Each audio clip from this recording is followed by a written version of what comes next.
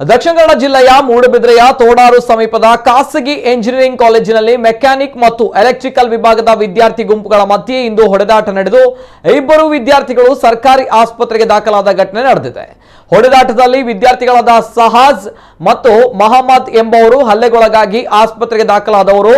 Engineering ಕಾಲೇಜಿನಲ್ಲಿ ಮುಂದಿನ ಶನಿವಾರ ಸಂಪ್ರದಾಯ ದಿನ ಕಾರ್ಯಕ್ರಮ ನಡೆಯಲಿದ್ದು, ಈ ಬಗ್ಗೆ ವಿದ್ಯಾರ್ಥಿಗಳು ಪೂರ್ವ ತಯಾರಿ ನಡೆಸ್ತಾ ಇದ್ದ ವೇಳೆ ಮಾತಿಗೆ ಮಾತು ಬೆಳೆದು ಬುಧವಾರ ವಿದ್ಯಾರ್ಥಿಗಳ ಗುಂಪಿನ ನಡುವೆ ಹೊಡೆದಾಟ ನಡೆದಿದೆ ಎನ್ನಲಾಗಿದೆ.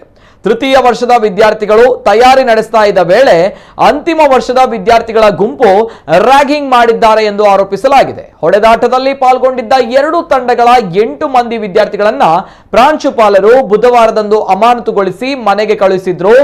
ಇಂದು ಮತ್ತೆ ಈ ಗುಂಪು ಕಾಲೇಜಿನ ಹೊರಗಡೆ ಕಾದಾಟ ನಡೆಸಿದ್ದು, ತೃತೀಯ ವರ್ಷದ 4 ಮಂದಿಯ ಮೇಲೆ ಅಂತಿಮ ವರ್ಷದ ವಿದ್ಯಾರ್ಥಿಗಳ 40 ಮಂದಿಯ ತಂಡ ಹೆಲ್ಮೆಟ್, ಕಲ್ಲು ಮತ್ತು ಕೈಗಳಿಂದ ಹಲ್ಲೆ ನಡೆಸಿದ್ದಾರೆ ಎಂದು ಆರೋಪಿಸಲಾಗಿದೆ.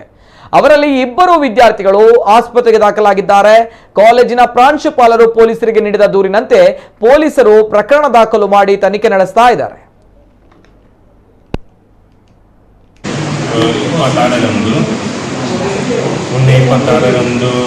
ಸಂಜೆ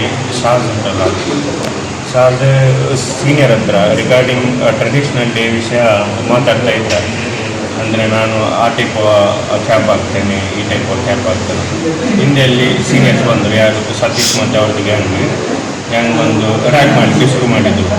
ನೀವು ಅದೆಲ್ಲ ಹಾಕಬಾರ್ದು, ಇದೆಲ್ಲ ಹಾಕಬಾರ್ದು ಅಂತ. ಮತ್ತು ಶಾಜ್ ಒಂದು ಕೇಳಿದ ಯಾಕೆ ಮಾಡಬಾರ್ದು ಅಂತ. ಮತ್ತು ಅವರು ಅವನ ಮೇಲೆಲ್ಲ ಕೈ ಹಾಕಲಿಕ್ಕೆ ಶುರುವಾದರು. ಮತ್ತು ಅಲ್ಲಿಂದ ಅವರು ಏನೆಲ್ಲ ಧಮಕಿ ಹಾಕಲಿಕ್ಕೆ ಶುರುವಾಗಿ, ನಿನ್ನ ಕಾಲು ಹೊಡಿತೇನೆ, ಕೈ ಹೊಡಿತೇನೆ ಏನೆಲ್ಲ ಹೇಳಿದರು.